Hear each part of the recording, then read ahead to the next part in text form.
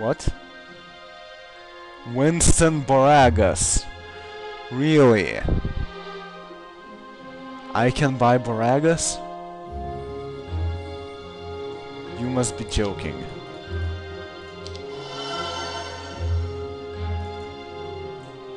Winston Boragus' special kinship with the ogres he commands in battle has taken him far in his quest for power.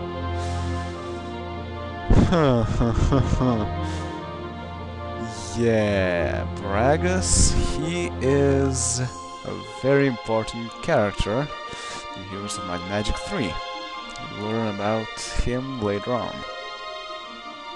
Increases the attack and defense skills of any ogre or ogre mage for each level attained after 4th level. Interesting.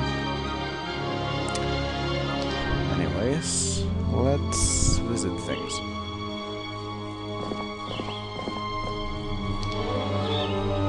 Basic tactics or advanced armor. I'll take tactics. He's my hero and tactics is a very good thing. And nice. Tactics formation. You can disable it, but there is no real reason to do that because that would render the tactics skill totally unusable. Terminal logistics, huh? Alright. Do you have logistics? No, you don't. Alchemist's lab gives you mercury. If you haven't already visited the Blue Keymaster's tent, you better go find it. You won't be able to pass through the Blue Border Guard unless you have visited the Blue Keymaster's tent. As you rein in your horse, a guard steps up to you. Welcome, I have received word of your arrival. Do you wish to pass it this time? Yes. Ahead is a structure called the Hut of the Mage. Visit it and you will find that 2 areas of the map are magically revealed to you. This can be useful to keep an eye on your enemy. You enter a rickety hut and talk to the magician who lives here. He tells you of places near and far which may aid you in your journeys. Mostly far. And the guy here has Pax Several Severer. And he is Jabarkas. Sounds Lithuanian. And they have some troops here. Alright. So, monolith one way. I don't want to go there. I want to collect troops first. It is a new week. Open your town and visit the fort. You will notice that all your troops are available, even the ones you hired last week. Every week the troops available for hire renew themselves on the first day of the week. Keep track of the days so you'll always know when you'll have more forces available. Now build the cliff nest. Hire all your forces and give them to the new hero.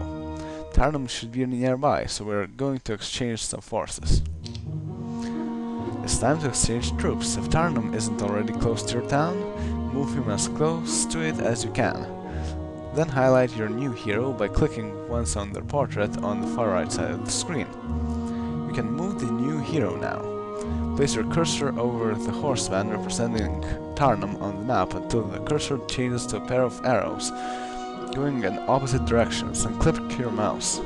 A new screen will open up to allow you to transfer heroes and artifacts if you had them between heroes. What? You can't transfer heroes between heroes? They probably meant troops. Give Tarnum all of the new hero's creatures with the exception of one. This is done by clicking one of the new hero's creature stacks, then clicking one of the squares below Tarnum. Finally, clicking the split button will allow you to split a stack of creatures into a smaller number. You'll have to do this with the new hero. Click on the goblins, split them, and give Tarnum all but one. Remember, no hero can have less than 1 troop under their command. When you're done, exit the screen and continue to the next day. Astrologers proclaim this week of the Ogre. Ogre growth +5. All dwellings increase population. It's a good thing we actually built that Ogre fort. Let's collect our troops.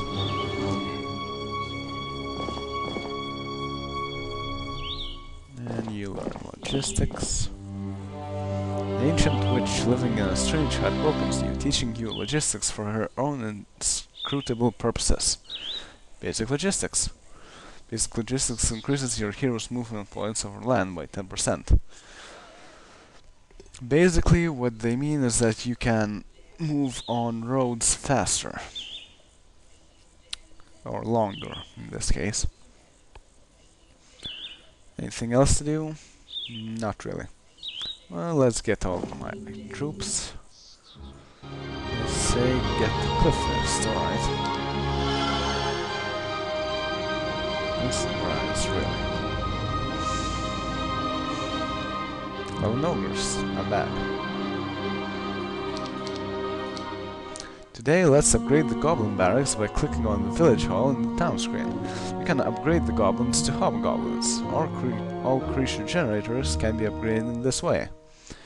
You can only upgrade the creatures inside the town, so move the Tarnum hero into the town. Now double-click the goblins under his command. A window will pop up showing the picture of the goblins. At the bottom you will find a few buttons. One will dismiss the units, don't push it! The other, a group of arrows pointing upward, will upgrade your goblins to hobgoblins. Upgrading can only be done if you've built the upgrade structure. Once you're done with the upgrading, explore the map with the Tarnum character. Use your new hero to visit the creature generators near your town, and don't forget to visit the windmill once every week. Keeping a lesser hero like that near your starting town is a tactic you might want to use while playing the real game. That's true. Now, Odessa, you give goblins to Winston Boragus. And I wonder, can you... You can dismiss him? Seriously? You can just suicide? That's silly. Anyways, let's take resources, 4 gems, and let's go to the town.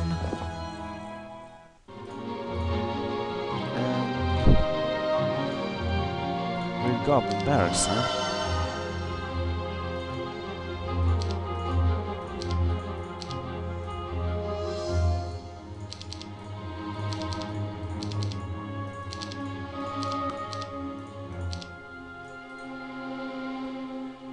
I really need to upgrade my wolf riders. Anyway, let's go here.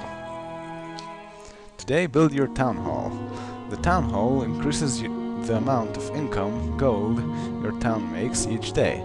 When you start having trouble with gold, make sure you have buildings like this built. True. Finally, a town hall.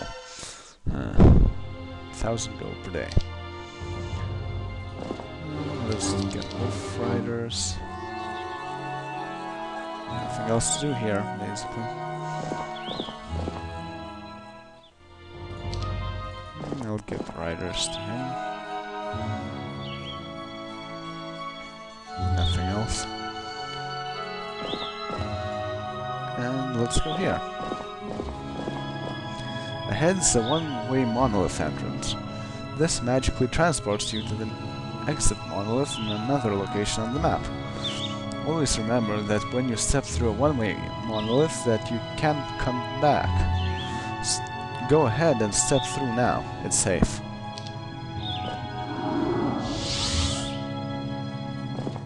Never pass up the opportunity to visit the Keymaster's tent.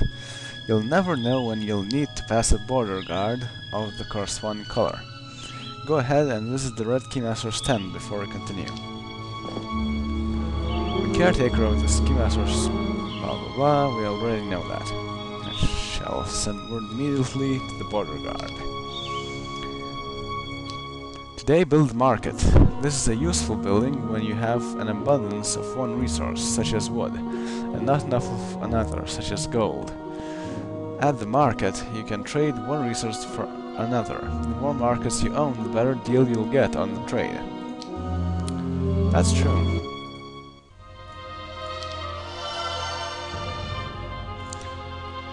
Right now, for example, if you want to trade wood to ore, as you remember, they are of exact same worth, you get 1 for 10. Yeah. The prices here are cosmic. You can get only 14. Yeah. You usually don't want to use the marketplace unless you really need to. Or if you're losing. If you're losing, it's a good strategy to trade all of your resources to one single, usually gold, and then you can buy additional troops and hope to regain your lost resources later, after the immediate danger passes. So yeah, nothing really to do here. This is a two-way monolith, which will magically teleport you to another similar-looking monolith and back if you want. That's correct.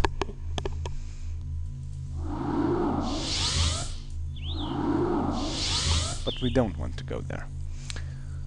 Also, you use a spacebar to do this. Attack of hobgoblins.